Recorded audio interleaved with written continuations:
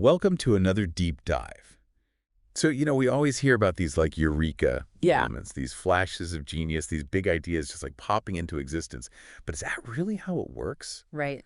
Like take the classic story of Newton, right? Isaac Newton and the apple. Yeah. Like the way we tell it, he's just sitting there, boom, gravity. Yeah. The story's a little bit different, though. If you look at the historical record, specifically this memoir by William Stukeley, Newton actually describes it more as like a gradual process, you know? He's in his garden, he's reflecting on things. They're less a sudden epiphany, more like things coming together slowly over time.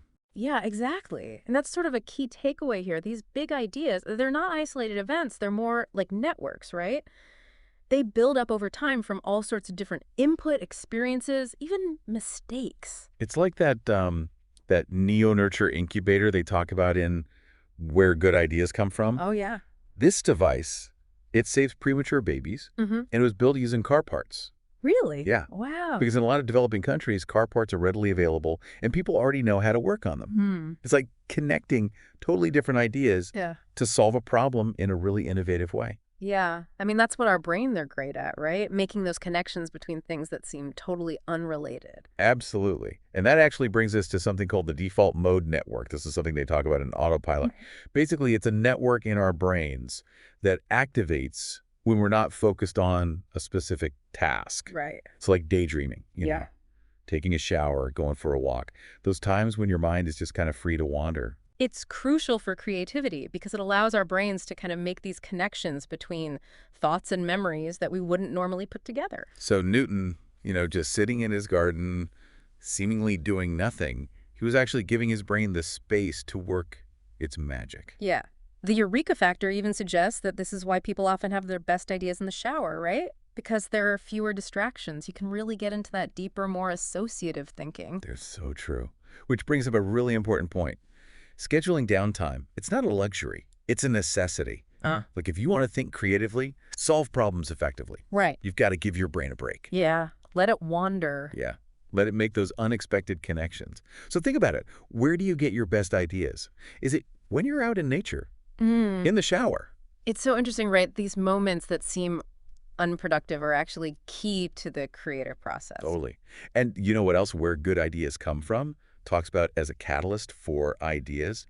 Conversation. Ah, yeah, they talk about those 17th century English coffee houses. Oh, yeah. Real hubs of innovation. Like the original liquid networks. Yeah. But what was so special about them? Well, for one thing, it was kind of a shift from alcohol being the main beverage to, well, caffeine. So instead of everyone stumbling around, you had people energized and ready to share ideas. Exactly. And the coffee houses themselves were designed for it. Big, open spaces where people from all walks of life could come together. Like a 17th century TED Talk. Yeah. The takeaway is that ideas need space to flow freely, right? To bounce off each other, combine in unexpected ways. And that's still relevant today. I mean, there's research, right? This researcher, Kevin Dunbar, found that scientists are more likely to have breakthroughs during meetings than when they're working alone in the lab. That's fascinating. Isn't it? There's something about the energy of a group conversation that sparks innovation. The data actually suggests that 1 out of every 20 conversations about a problem can lead to a significant insight. It's incredible. Makes you think about the power of conversation, right? Who do you bounce ideas off of? What conversations have helped you see things differently?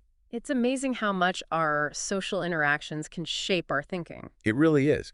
And it leads to another question. Does everyone have the same capacity for creativity? I mean, we all have potential, but some people just seem to exude it.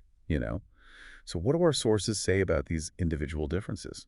Well, Your Brain at Work Live talks about some traits common in highly creative people, like curiosity, a love for problem solving, and being okay with taking risks. So it's not just having the ideas, it's being willing to actually go for it, even if they seem kind of crazy. Exactly. And while some folks might be naturally drawn to that, it's worth remembering creativity, it's a skill. You can nurture it, develop it. So it's about finding your own strengths wherever you are on that, creativity spectrum. But here's the thing. We live in a world that's all about speed, instant results. So how do we cultivate those slower, more contemplative moods? The kind that seem so important for those big breakthroughs. That's a great point. And it brings us to this idea of slow hunches, those ideas that kind of linger in the back of your mind, maybe for months or even years before they fully form. The slow burn of creativity. It's like these ideas need to breathe, evolve, connect with other things before they're ready. There's a whole section in Where Good Ideas Come From about this. They argue that some of the most groundbreaking stuff throughout history, it came from these slow hunches, ideas that were nurtured and refined over long periods. Like Darwin's theory of evolution, Yeah, right? Decades of observation and thinking. exactly. And it's not just individuals. Organizations can benefit from embracing this slow hunch approach too, creating space for ideas to develop over time. So how do we actually do that? Cultivate this culture of slow hunches, both personally and in organizations. Well, first you got to recognize that not all good ideas, they don't just pop up fully formed. They often start as, vague feelings, half-baked notions that need time to simmer. So don't just dismiss those initial sparks of inspiration. Right, give them space. Maybe keep a journal, have regular brainstorms, or just let yourself daydream a I little. love that, a hunch journal. Jotting down those fleeting thoughts that might seem insignificant at first, but could turn into something amazing. Yeah, it's a way to capture those sparks and see how they evolve over time. And for organizations, it might mean having dedicated spaces for brainstorming, encouraging experimentation, giving employees time to reflect, to think things through. It's about shifting away from that constant pressure for immediate results Yeah, towards something that values long-term thinking, exploration. and trusting that those slow hunches, given time and space, they can lead to really transformative stuff. Absolutely. And it all ties back to psychological safety, doesn't it? Making sure people feel comfortable sharing their ideas, even the ones that seem a little out there. Right, like creating fertile ground for those ideas to take root and grow. Exactly. And there are a few key things that go into fostering psychological safety. Building a culture of respect and trust, where everyone feels valued, heard. Encouraging open communication, giving feedback, where people feel like they can share without fear of being shot down. Yeah. And celebrating mistakes as opportunities to learn, not punishing them. When you create that kind of environment, people are more likely to take risks, experiment, push boundaries. And that's where real innovation happens. Now, thinking about leadership, because creating that safe, inspiring environment, it starts at the top, right? Oh, for sure. Leaders set the tone for the entire organization. The culture, whether they realize it or not, it comes from them. Their words, actions, everything. So what does it look like for leaders to actively cultivate creativity? Well, I imagine it starts with them embodying those values themselves, being curious, open-minded, willing to try new things, Leading by example, showing that they're not afraid to take risks, embrace new ideas. and then empowering their teams to do the same, giving them the freedom, the resources, the support to explore their own ideas and contribute to the process. Yeah. It's not about being the only one with ideas. It's about creating a culture where everyone feels like they can be creative. So actively seeking out different perspectives, encouraging collaboration, celebrating both big and small wins. Making creativity more than just a buzzword, but a real lived experience, something that's at the heart of everything the organization does. And that ultimately leads to real lasting innovation and growth. Now, before we wrap up this section, I want to circle back something we talked about earlier, that balance between focused work and letting your mind wander. Oh yeah, that's a tough one. We hear a lot about disconnecting from technology, taking breaks from our screens. Which is important. For sure.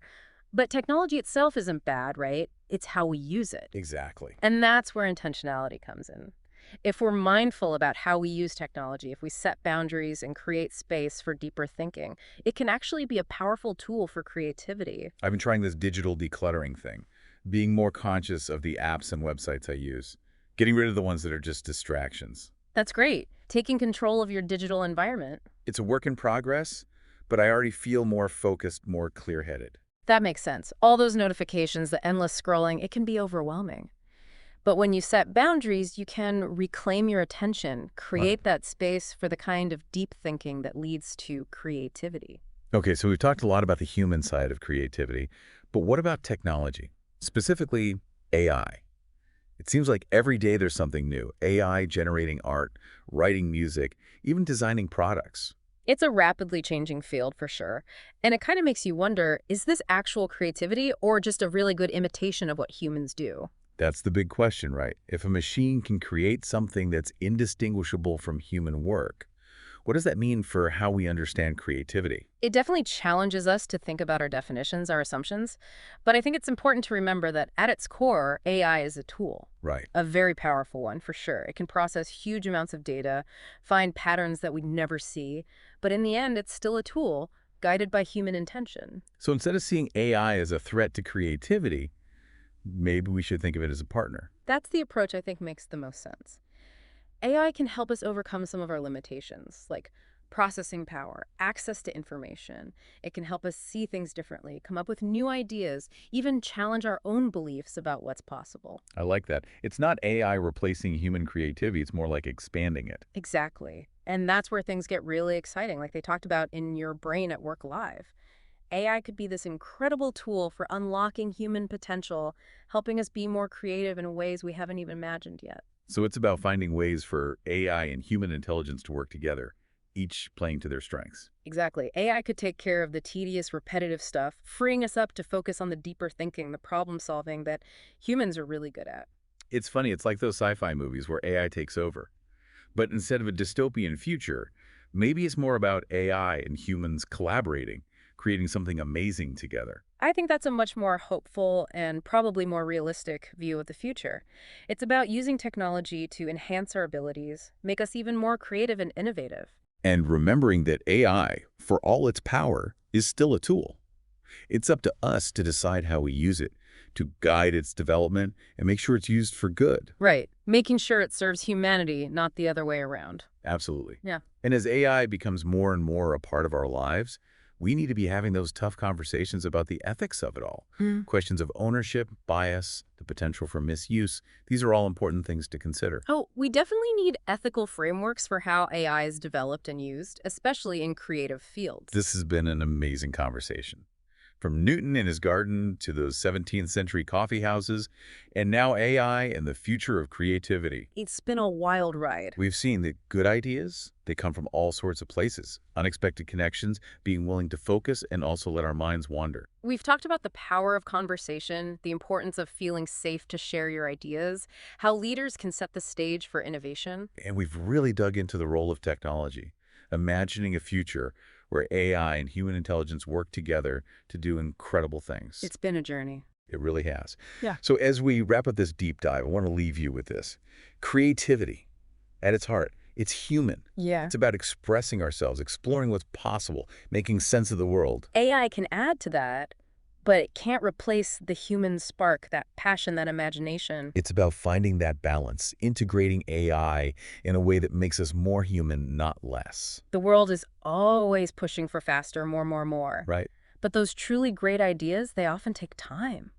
They need space to grow, to evolve, connect with other ideas, be shaped by human experience. So embrace that slow burn. Create those spaces in your life for deep thinking, for unexpected connections. Stay curious, stay open-minded, and never stop asking, what if? Thanks for joining us on this deep dive into creativity. Till next time, keep those creative sparks flying.